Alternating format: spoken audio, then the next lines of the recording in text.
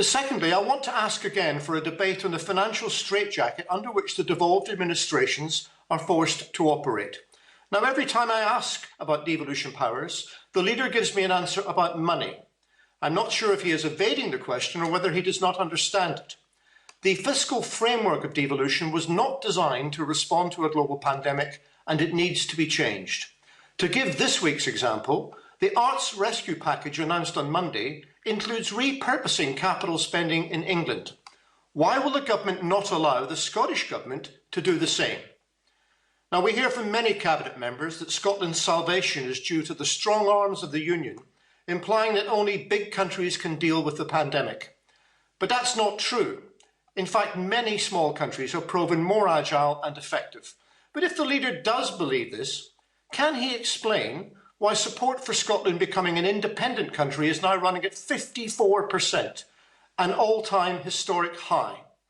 Now, the Honourable Gentleman complains that he doesn't like the answer that I give him on the fiscal settlement for Scotland. But I have good news for him, because the figure I gave him last week is lower than the figure I shall give him this week.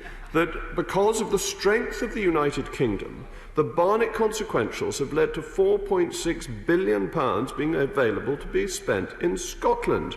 And this shows the success of economic management of the United Kingdom over 10 years of coalition and Conservative government. The ability to answer the challenges of 2008, to ensure that the public sector finances got back into proper shape so that we were in the position where we could afford to deal with a fundamentally different crisis which required a different response, which required the expenditure of taxpayers' money, is a tribute to the strength of the United Kingdom. And where would Scotland be had they gone for independence in 2014, with their revenue dependent on the oil price that has subsequently collapsed? They would be bankrupt, Mr. Speaker. Bankrupt.